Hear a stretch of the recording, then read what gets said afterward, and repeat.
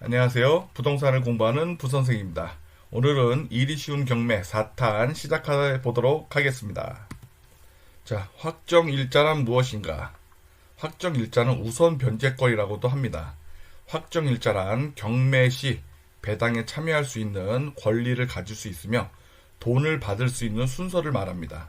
즉, 임차인의 전입일자는 뭐라고 그러죠? 그죠? 대항력 플러스 우리가 확정일자를 날인을 받게 되면 지자체에서 그러면 확정일자의 설정 날짜 순서대로 배당을 받을 수 있는 권리가 생깁니다.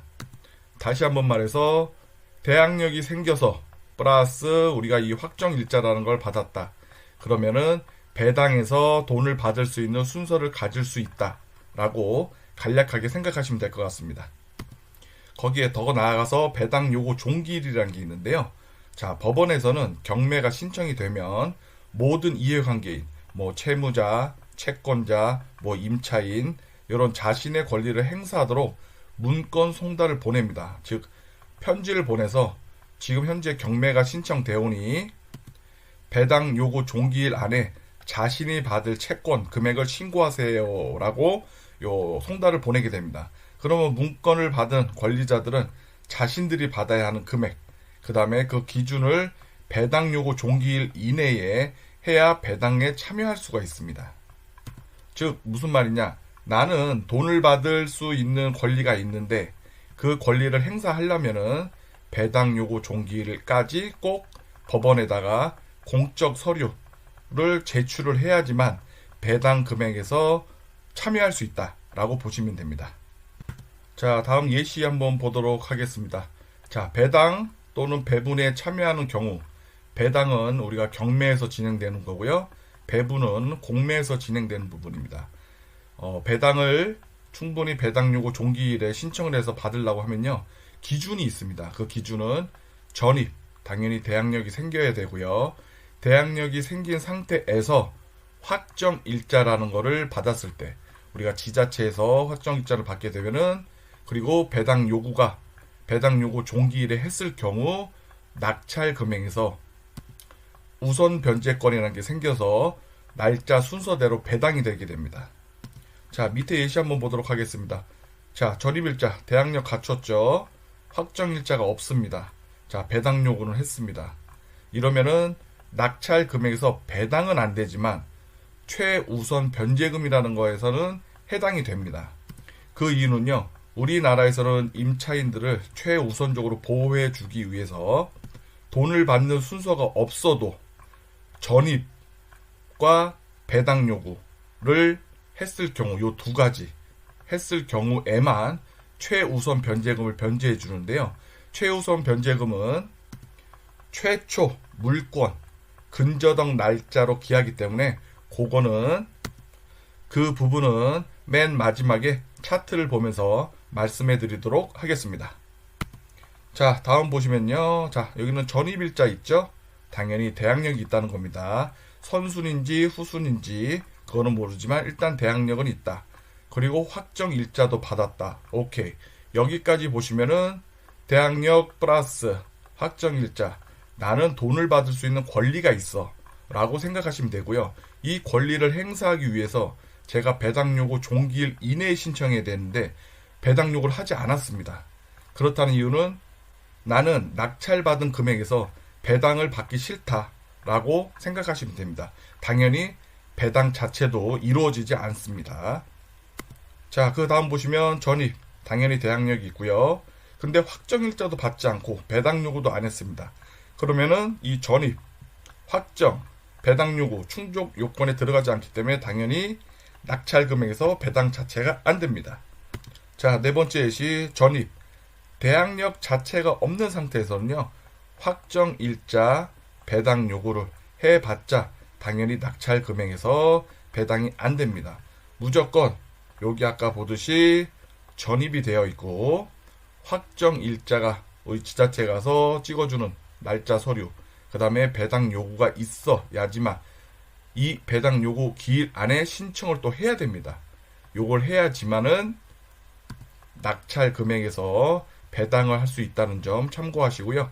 예시 한번 넘어가 보도록 하겠습니다. 자, 예시 보면서 천천히 한번 따라해 보십시오. 자, 임차인이 1월 4일 날 임차인이 있고요.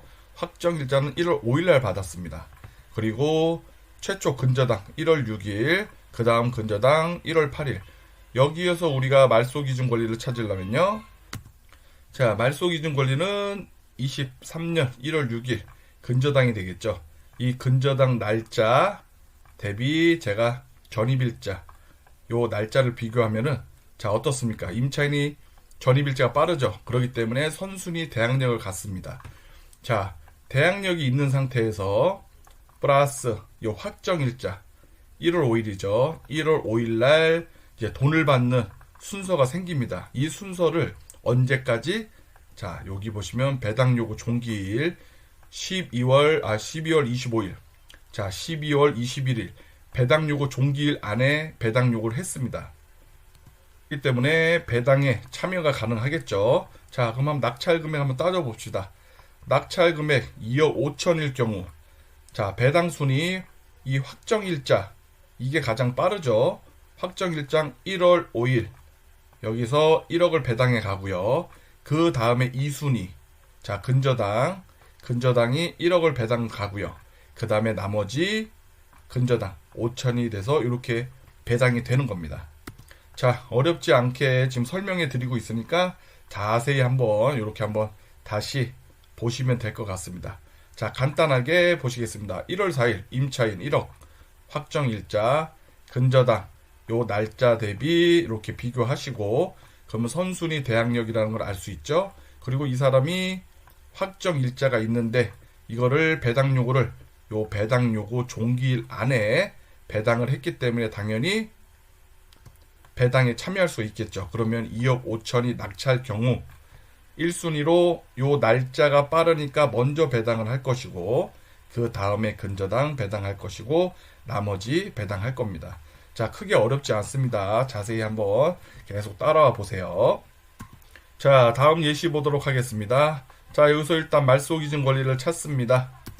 자, 말소기준 권리는요, 23년 1월 9일 근저당이 최초 말소기준 권리가 되고요.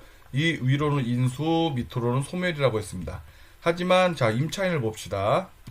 임차인의 전입일이 1월 7일입니다. 1월 7일 날 전입을 했으면은 1월 8일 날 0시에 대항력이 생기겠죠. 거기에 플러스 확정일자는 언제 받았냐? 한 달 전 12월 7일 날 확정일자를 받았습니다.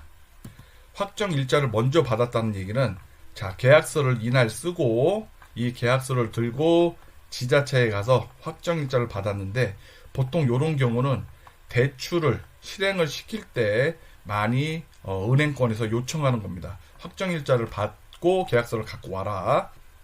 자, 그렇다면 대항력 됐고요. 확정일자 됐고요. 그 다음에 배당 요구를 해야 되는데 배당 요구를 22년 3월 20일 날 했습니다. 자, 3월 20일 날 했으면 배당 요구 종기일 이내에 했나요? 한번 볼까요? 배당 요구 종기일 이내에 3월 25일 안에 했기 때문에 당연히 낙찰 금액에서 배당에 참여할 수 있는 자격이 되는 겁니다. 자, 간단하게 배당 보면요.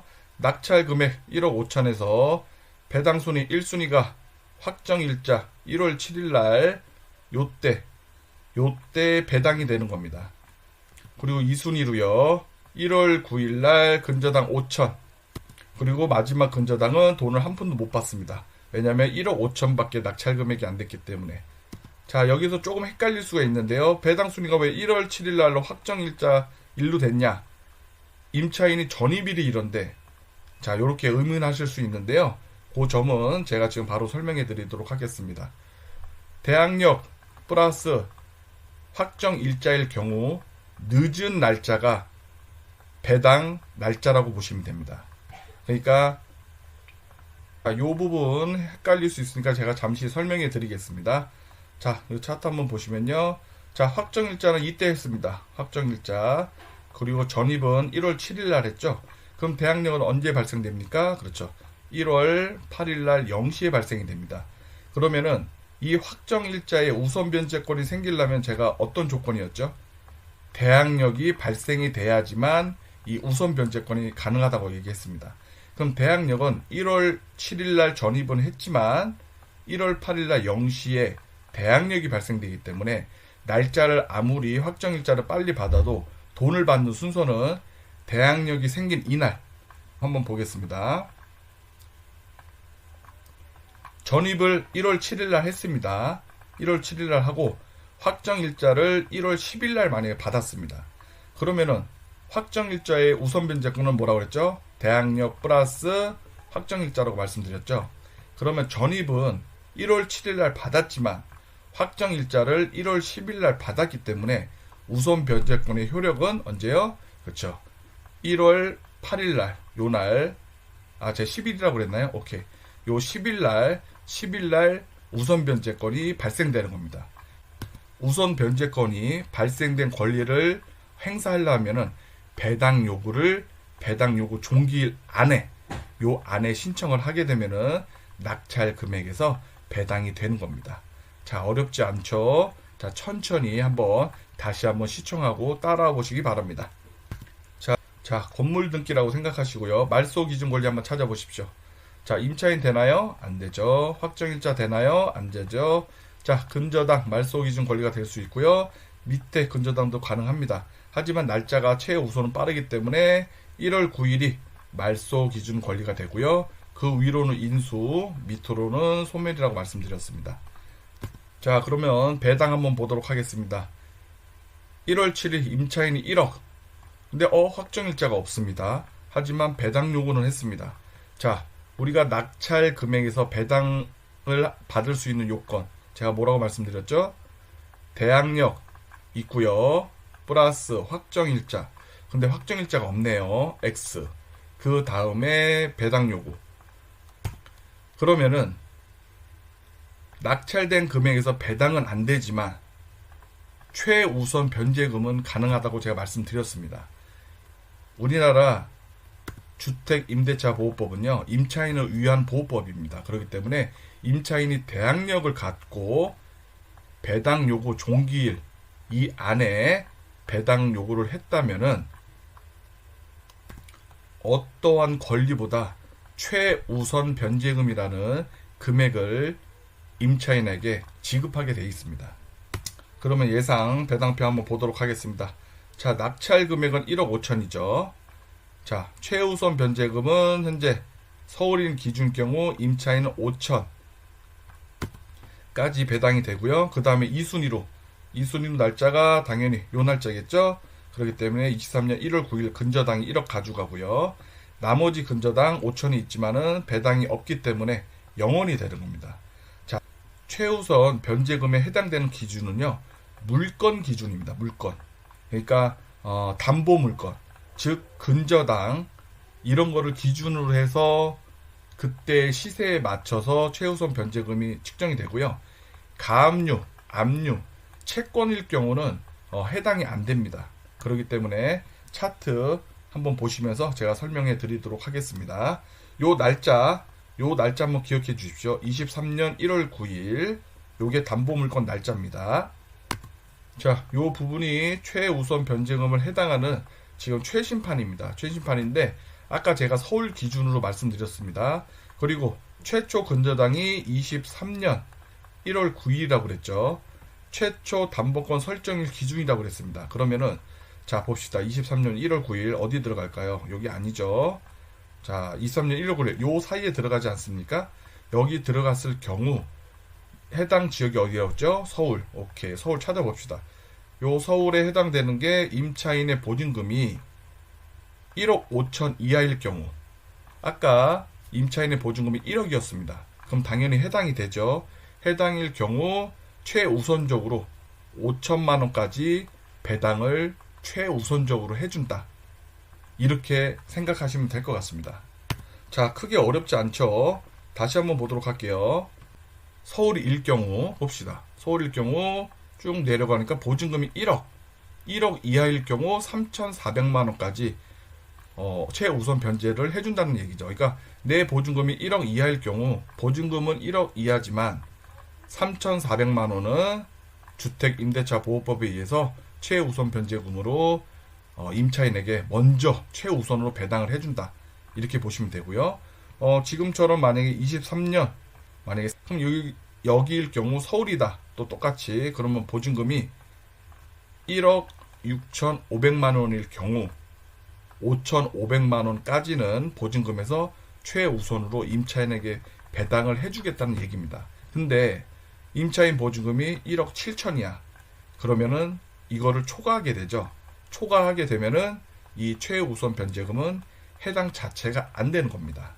그렇기 때문에 우리가 전세나 만약에 월세로 들어갈 경우 그 해당 등기부 있지 않습니까?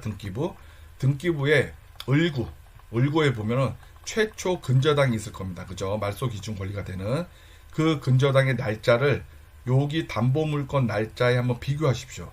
비교해서 어디에 속하는지 보고 그 속하는 것 동시에 내 지역이 어디인지 서울인지 아니면 수도권 과밀 억제 구역인지 아니면 그 밖의 지역인지를 찾아서 거기에서 내 보증금이 보증금 범위 안에 들어가는지 확인하시고 들어간다고 하면은 나는 요 정도까지는 최우선적으로 받을 수 있으니 나는 보증금을 이 금액만 제공하겠다. 이렇게 접근하시면은 안전하게 월세든 전세든 들어갈 수 있는 부분이 있으니까요. 이렇게 공부하시면 될 것 같습니다. 지금 일이 쉬운 경매 1탄, 2탄, 3탄, 지금 4탄 계속 교육 중에 있고요. 어려운 점이 있거나 궁금한 사항이 있으면은 댓글에 남겨주시면은 제가 최소한 아는 한도 내에서 답변 드릴 것이고요. 앞으로 5탄, 6탄 계속 진행되니까 한번 시청하시고 또 안 되시면 한 번 더 보시고 또 안 되시면 또 보시면은 아마 머릿속에 쏙쏙 들어올 거라고 생각합니다. 자, 오늘도 여러분들을 위해서 달리는 부선생이었고요. 다음 시간에 뵙겠습니다.